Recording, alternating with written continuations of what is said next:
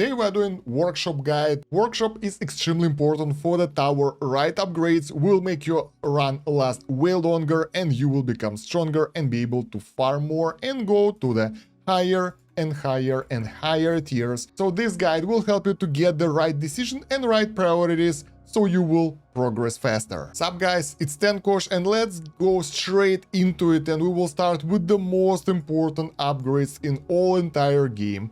That's coins per kill bonus. This upgrade will allow you to get multiplier for the coins, gains for the kills, and those are extremely important because they will allow you to farm faster, get more coins and get more upgrades. Although before going through the rest of the upgrades, I would like to tell you how this works. Basically, you are buying upgrades in here in the workshop instead of buying them in the game. So when you will start your run, your damage upgrade will cost you 73 cash and it will give you 8.81k damage. And if we will buy it here, it will be way stronger, 947, but in the game it will still cost the same 73 cash. And like basically when you do more and more upgrades for things like damage, health, defense absolute, health regen, you will be able to push those values way higher.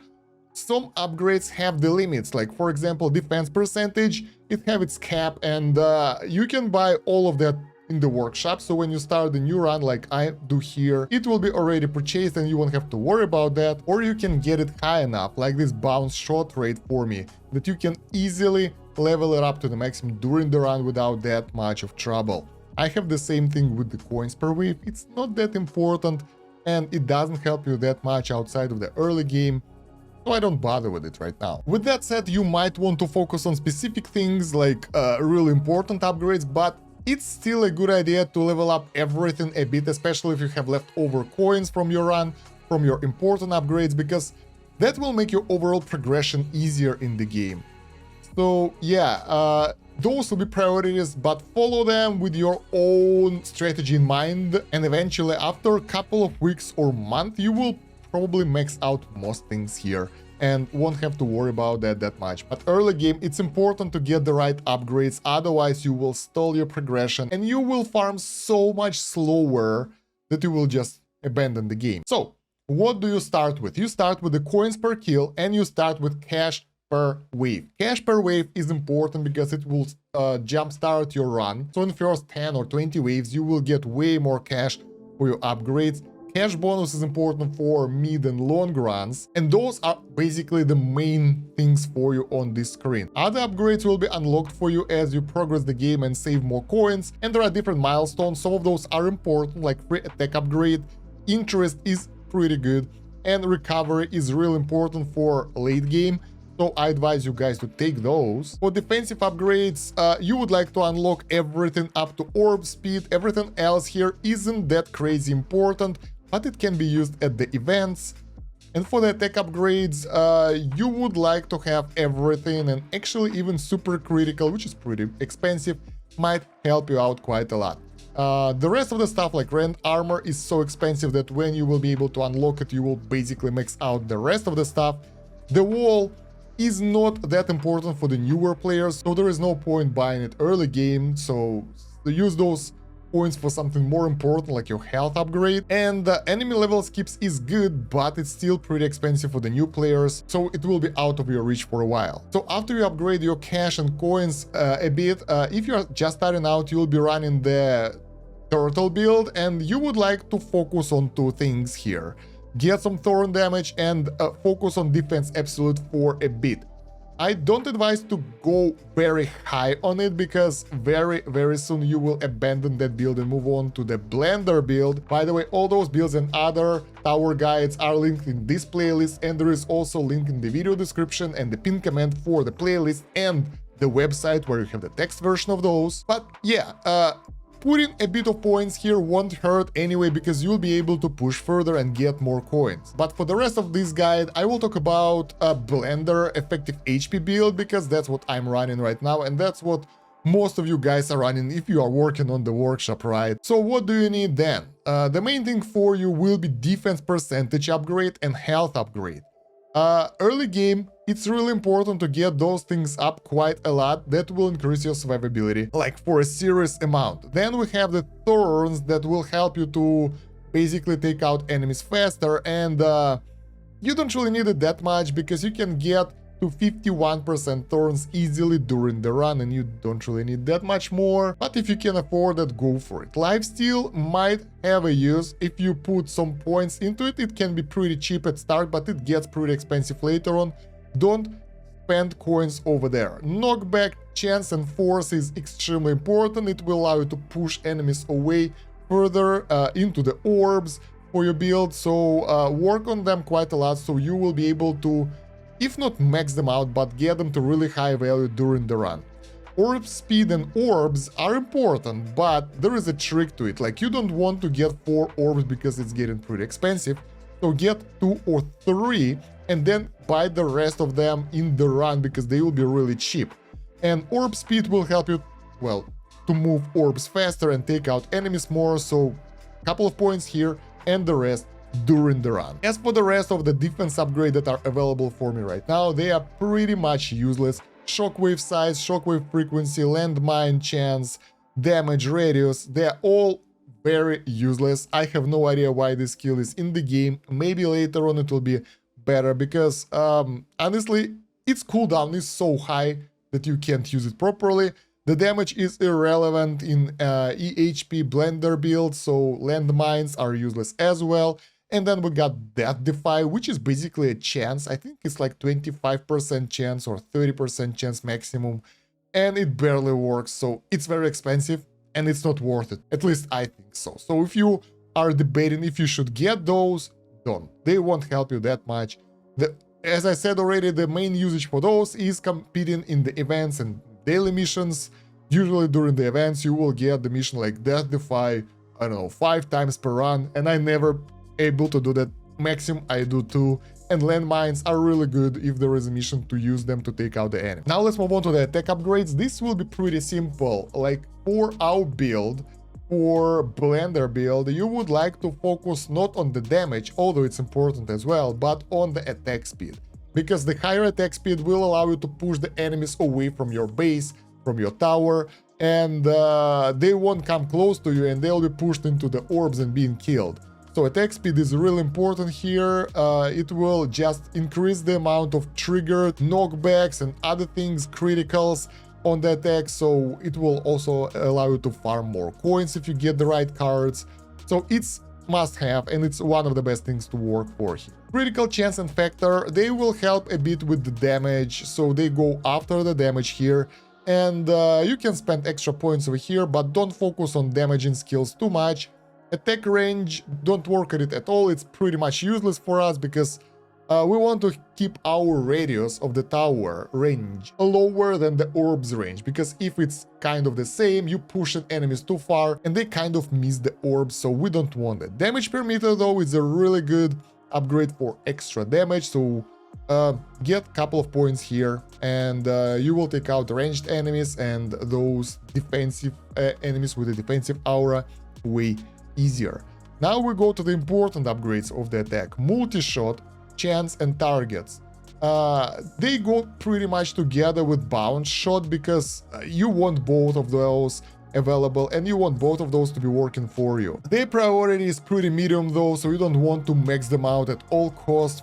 Work on your defensive and utility upgrades for that, but leveling them up a little bit will help you to level them up even higher during the run. So they are pretty useful, and as you see, they're max for me because I could afford that. Otherwise I would keep them like maybe 5 to 7 points away from the maximum, so I could easily level them up during the run without spending too many points here.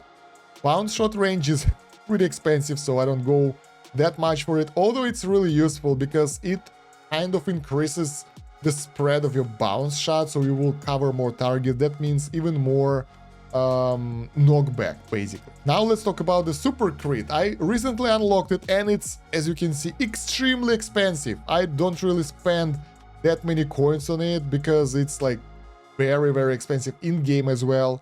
But what I do, I unlock it and it's been upgraded using this free attack upgrade. So during the medium runs, when you go at least 200, 300 waves, your free attack upgrade will focus on those, because if you manage to unlock them, you already maxed out most of your workshop. So in the pool of free attack upgrades, you will get damage, you will get critical factor, attack range things, and basically super crits. So the chances that they will be triggered is pretty high.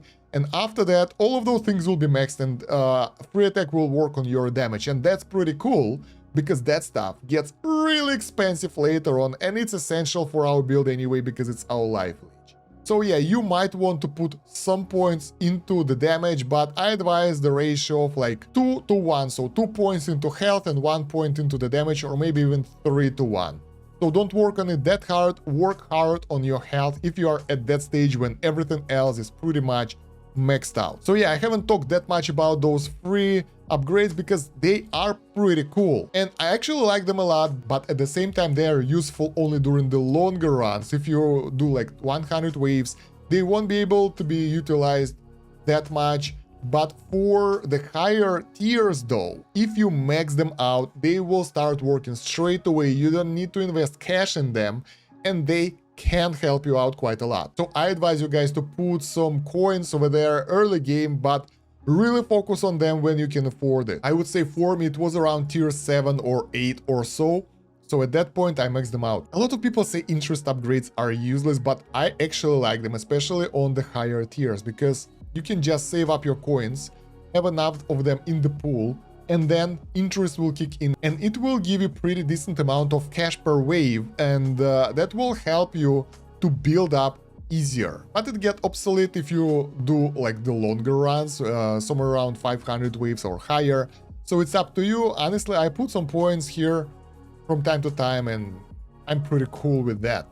Now, recovery. Recovery is really important for the utility tree because it gives you extra health bar, basically, that goes over your health, which is really nice. Here you would like to evenly invest in all those points. They are not top priority, they are really expensive, but they will help you out. And if you are doing the longer runs, once again, your free upgrades will max it out instead of you spending your cash in the run. So it's pretty convenient. Put some points over there, but don't rush it too much. It's important to unlock them though. And I actually think that enemy level skips could be pretty useful as well, but it's so expensive. 1 billion is after you upgrade most of the stuff. Overall, in order to max out the essential upgrades here that you really need, is about 40 million coins. That will allow you to get some pretty cool stuff, that will allow you to get more coins per kill. You will be able to get basic defense percentage, some health, and everything up and running, and after that you can focus on farming. And basically that will cover all the normal upgrades in your workshop, but that's not it. You have the ultimate upgrades, ultimate weapons, and now this requires a separate video. I will just cover the basics of it over here, and I will make a separate video when I will get the rest of the ultimate weapons or just more, because this is really important. It's RNG based and it takes a while to get them. So basically you get those, how are those things called? Those called stones. You get those stones from the tournament mostly. You can also buy them from the event, but that's not really the best idea. And those stones are being used to unlock ultimate weapons. And each next ultimate weapon will cost more and more and more, so we will have to farm longer to get them. And here you would like to get like specific things in order to get the good run. Most people actually re-roll if you fail to get the good ultimate weapon at start. I got lucky. So the first one and the most important one is Golden Tower, and I got really lucky to get it on my first try. Then a black hole is important, then there is a spotlight, and I think those three are the most important ones, and I don't have them. I have Chronofield, which is like okay, but it requires a lot of investment, and Chain Lightning, which is like for the damage build, which I'm not using right now. So it's up to you guys. If you are unlucky and not getting Golden Tower and Black Hole on your first couple of upgrades here, maybe you would like to reroll. I will never do that. So I will just keep playing with the stuff that I've got. But yeah, pretty much Golden Tower is said to be a must. But in order for it to be really efficient, you would like to upgrade it. And upgrades cost stones again, and it takes a lot of time, so basically it doesn't really change that much. Let me show you. Let's go into the run, and you will see how often my special abilities are being used. So even on 5 times speed, in order to use the golden tower, we have 5-minute cooldown to get 16 seconds of 6 times more cash, basically. So overall, for the cash gains, it's not that much, unless you go to the specific builds that will utilize that in combination with like black hole and other things, which are really hard to do. So honestly, just follow the priority for those, and hope that you like and you will be okay. So this is for the long-term game progression, and early on, like Chronofield, it's activated, it's not anymore. How useful is that for the early game? Not useful at all. What are the chances that during that time the enemies will be here and will be killed? Not high. Although Golden Tower and Black Holes works differently, if you are in the later waves with a lot of enemies around you, during those like 16 seconds you will still kill a lot of enemies, and that will give you like a bit extra coins per second. I don't really know how to calculate that. There should be some stats about that, how much each... there we go. Coins from the Golden Tower, coins from the Death Wave, that's another one that's really important. And Black Hole, like, those are important ones, basically. You can see them right here. But I have no idea. I will check, but I don't think it gives me that many coins. If you know more about that, share it down below in the comments. And honestly, since this is a workshop upgrade guide, I won't cover ultimate weapons too much.